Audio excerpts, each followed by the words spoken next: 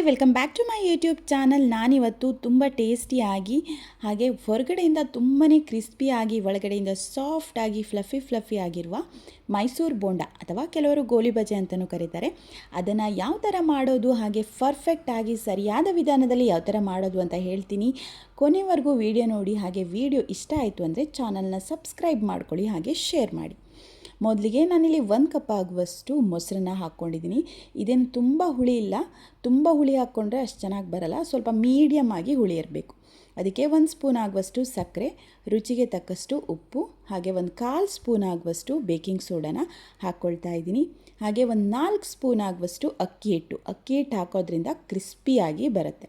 ಹಾಗೆ 1 ಕಪ್ ಆಗುವಷ್ಟು ಮೈದಾ ಹಿಟ್ಟು. ಇಷ್ಟನ್ನು ಹಾಕಿ ಇವಾಗ ನೀವು ಚೆನ್ನಾಗಿ ಮಿಕ್ಸ್ ಮಾಡ್ಕೊಳ್ಳಿ. ಇದಕ್ಕೆ ನೀರನ್ನು ಆ್ಯಡ್ ಮಾಡ್ಕೊಳ್ಳೋದು ಬೇಡ. ನೀವು ಮೊಸರು ತುಂಬ ಹುಳಿ ಇತ್ತು ಅಂದರೆ ಕಲಿಸುವಾಗ ಸ್ವಲ್ಪ ನೀರನ್ನು ಆ್ಯಡ್ ಮಾಡಿಕೊಂಡು ಕಲಿಸ್ಬೋದು.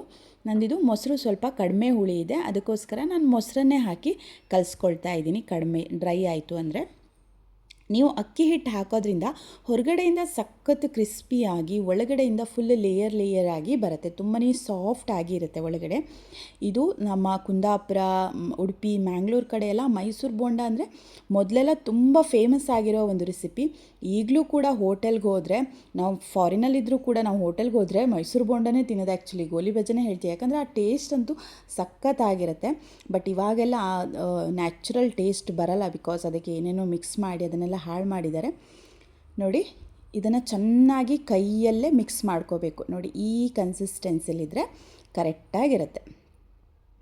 ಇದನ್ನು ನಾನು ಬರೀ ಮೊಸರು ಹಾಕಿ ಮಿಕ್ಸ್ ಮಾಡ್ಕೊಂಡಿದ್ದೀನಿ.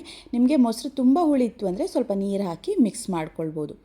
ಹಿಟ್ಟನ್ನು ಈ ಕನ್ಸಿಸ್ಟೆನ್ಸಿಲಿ ಮಿಕ್ಸ್ ಮಾಡಿ ಇದನ್ನು ನಾನೀಗ ಓವರ್ ನೈಟ್ ಇಡ್ತಾಯಿದ್ದೀನಿ. ನಾನು ಇದನ್ನು ಬ್ರೇಕ್ಫಾಸ್ಟಿಗೆ ಮಾಡ್ತಾಯಿರೋದು. ನೀವು ಸಂಜೆ ಸ್ನ್ಯಾಕ್ಸಿಗೆ ಮಾಡೋದಾದರೆ ಸ್ವಲ್ಪ ಬೆಳಿಗ್ಗೆ 10-11 ಗಂಟೆಗೆ ಈ ಥರ ಮಿಕ್ಸ್ ಮಾಡಿ ಇಟ್ಟರೆ ಒಂದು 6-7 ಗಂಟೆ ಆದರೂ ಅದು ಸ್ವಲ್ಪ ಪರ್ಮಿಟೇಷನ್ ಆಗಬೇಕು. ಆವಾಗಲೇ ಸ್ವಲ್ಪ ಫ್ಲಫಿ ಆಗಿ ತುಂಬಾ ಚೆನ್ನಾಗಿ ಬರುತ್ತೆ. ಸ್ವಲ್ಪ ಹಿಟ್ಟು ಹುಳಿಯಾದಷ್ಟು ಇದು ಬೋಂಡ ಏನಿದೆ ಅದು ತುಂಬ ಚೆನ್ನಾಗಿ ಬರುತ್ತೆ. ನಾನು ಇದನ್ನ ಬೆಳಿಗ್ಗೆ ಮಾಡ್ತಾಯಿರೋದು. ಅದಕ್ಕೆ ಸಣ್ಣದಾಗಿ ಹೆಚ್ಚಿರುವಂಥ ಕಾಯಿಚೂರು, ಒಣ ಕೊಬ್ಬರಿ ಆದರೂ ಒಣ ಕೊಬ್ಬರಿ ಹಾಕ್ಬೋದು. ನಾನಿಲ್ಲಿ ಹಸಿ ಕೊಬ್ಬರಿ, ಹಾಗೆ ಸ್ವಲ್ಪ ಕರಿಬೇವು, ಹಾಗೆ ಸ್ವಲ್ಪ ಸಣ್ಣದಾಗಿ ಕಟ್ ಮಾಡಿರುವಂಥ ಹಸಿಮೆಣಸು, ಇಷ್ಟನ್ನು ನಾನು ಬೆಳಿಗ್ಗೆ ಸೇರಿಸ್ಕೊಳ್ತಾ ಇರೋದು. ಇವಾಗ ಇಷ್ಟನ್ನು ಹಾಕಿ ಬೆಳಿಗ್ಗೆ ಮಾಡೋಕ್ಕಿಂತ ಮುಂಚೆನೂ ಅಷ್ಟೇ ಚೆನ್ನಾಗಿ ಎಲ್ಲದನ್ನು ಒಂದು ಸಲ ಈ ಥರ ಕೈಯಿಂದ ಸ್ವಲ್ಪ ಕರೆಕ್ಟಾಗಿ ಮಿಕ್ಸ್ ಮಾಡ್ಕೋಬೇಕು. ಆವಾಗ ಸೂಪರಾಗಿ ಮೈಸೂರು ಬೋಂಡ ಬರುತ್ತೆ. ನಾವು ಸಣ್ಣವರಿರುವಾಗ ಇದನ್ನೆಲ್ಲ ತಿಂತಾಯಿದ್ದು, ಆ ಟೇಸ್ಟ್ ಈಗಲೂ ಸಹ ಅದು ನೆನಪೋಗಲ್ಲ, ಆಯಿತಾ? ಆ ಟೇಸ್ಟ್ ಸಕ್ಕತ್ತಾಗಿರುತ್ತೆ. ನಾವು ಇಲ್ಲಿ ಫಾರಿನಲ್ಲಿದ್ದರೂ ಕೂಡ ಹೋಟ್ಲಿಗೆ ಹೋಯಿತು ಅಂದರೆ ಇದು ಸಂಜೆ ಟೈಮ್ ಸ್ನ್ಯಾಕ್ಸಿಗೆ ಹೋದರೆ ಮೈಸೂರು ಬೋಂಡನೇ ಪ್ರಿಫರ್ ಮಾಡ್ತೀವಿ. ಈಗ ಚೆನ್ನಾಗಿ ಮಿಕ್ಸ್ ಆದಮೇಲೆ ಈಗ ಒಂದು ಬಾಣಲಿಗೆ ಸ್ವಲ್ಪ ಎಣ್ಣೆ ಹಾಕ್ಕೊಂಡು, ಎಣ್ಣೆ ಏನಿದೆ ಅದನ್ನು ಮೀಡಿಯಮ್ ಊರಿನಲ್ಲೇ ನೀವು ಕಾಯಿಸ್ಕೊಳ್ಬೇಕು. ಯಾಕಂದರೆ ನಾವಿಲ್ಲಿ ಮೈದಾ ಹಿಟ್ಟು ಹಾಕಿರೋದ್ರಿಂದ ನಾವು ಹೈ ಫ್ಲೇಮ್ ಇಟ್ಕೊಂಡ್ರೆ ಹೊರಗಡೆಯಿಂದ ಫುಲ್ ಹೊಂಬಣ್ಣ ಬರುತ್ತೆ, ಆದರೆ ಒಳಗಡೆಯಿಂದ ಬೆಂದಿರಲ್ಲ. ಅದಕ್ಕೋಸ್ಕರ ಈ ಥರ ಸಣ್ಣದಾಗಿ ಅದನ್ನು ಎಣ್ಣೆಗೆ ಬಿಟ್ಕೊಳ್ಳಿ. ಈಗ ಎಣ್ಣೆ ಸರಿ ಕಾದ್ಮೇಲೆ ಮೀಡಿಯಮ್ ಮತ್ತು ಲೋ ಫ್ಲೇಮ್ ಮಧ್ಯ ಇಟ್ಕೊಳ್ಳಿ. ಈ ಥರ ಸಣ್ಣಗೆ ಇದನ್ನು ಚೀಟ್ಕೊಳ್ಳಿ. ನಿಮಗೆ ಯಾವ ಸೈಜ್ ಬೋಂಡ ಬೇಕೋ ಆ ಸೈಜು ಮಾಡ್ಕೊಳ್ಳಿ. ತುಂಬಾ ಚೆನ್ನಾಗಿರುತ್ತೆ. ನಾವು ಸ್ವಲ್ಪ ಲೈಟಾಗಿ ಸ್ವೀಟಾಗಿರುತ್ತೆ, ಯಾಕಂದರೆ ಒಂದು ಸ್ಪೂನ್ ಸಕ್ಕರೆ ಹಾಕಿರೋದ್ರಿಂದ ಲೈಟ್ ಸ್ವೀಟ್ನೆಸ್ ಕೊಡ್ತಾ ಇರುತ್ತೆ. ಹಾಗೆ ಮೊಸರು ಹಾಕಿರೋದ್ರಿಂದ ಸ್ವಲ್ಪ ಸ್ವೀಟ್ನೆಸ್ ಇರುತ್ತೆ. ನೀವು ಸೋಡಾ ಹಾಕದಿದ್ರೂ ಕೂಡ ಅದು ಫುಲ್ ಫ್ಲಫಿಯಾಗಿ ಬರುತ್ತೆ. ನೀವು ಚೆನ್ನಾಗಿ ಕಲಗಿಸ್ಕೊಂಡಿರ್ತಲ್ಲ, ತುಂಬಾ ಫ್ಲಫಿಯಾಗಿ ಬರುತ್ತೆ. ಎಣ್ಣೆಗೆ ಬಿಟ್ಟು ಕೂಡಲೇ ನೋಡಿ ಎಷ್ಟು ಚೆನ್ನಾಗಿ ಉಬ್ಬಿ ಮೇಲ್ಗಡೆ ಫ್ಲೋಟ್ ಆಗ್ತಾ ಇದೆ ಅಂತ. ಇದನ್ನು ಆದಷ್ಟು ನೀವು ಮೀಡಿಯಮ್ ಮತ್ತು ಸಣ್ಣ ಉರಿ ಮಧ್ಯೆ ಇಟ್ಕೊಂಡು ಫ್ರೈ ಮಾಡ್ಕೋಬೇಕು. ಆವಾಗಲೇ ಮೈದಾ ಹಿಟ್ಟು ಒಳಗಡೆಯಿಂದ ಕರೆಕ್ಟಾಗಿ ಬೇಯೋದು. ಇಲ್ಲಾಂದರೆ ಏನಾಗುತ್ತೆ, ಹೊರಗಡೆ ತುಂಬ ಕೆಂಪಗಾಗ್ಬಿಡುತ್ತೆ, ಒಳಗಡೆ ಬೆಂದಿರಲ್ಲ ಮೈದಾ ಹಿಟ್ಟು. ಅದಕ್ಕೋಸ್ಕರ ಎಲ್ಲದನ್ನು ಈ ಥರ ಚೆನ್ನಾಗಿ ಮಿಕ್ಸ್ ಮಾಡ್ಕೊಳ್ತಾ ಇರಿ. ನಾನಿದನ್ನು ಬ್ರೇಕ್ಫಾಸ್ಟಿಗೆ ಮಾಡ್ತಾ ಇರೋದು. ಸಂಜೆ ಸ್ನ್ಯಾಕ್ಸಿಗೆ ಹೊತ್ತು ತುಂಬಾ ಚೆನ್ನಾಗಿರುತ್ತೆ. ನಮ್ಮ ಮನೇಲಂತೂ ನನ್ನ ಮಕ್ಕಳಿಗೂ ಗಂಡಂಗೂ ತುಂಬಾ ಇಷ್ಟ ಆಯಿತು.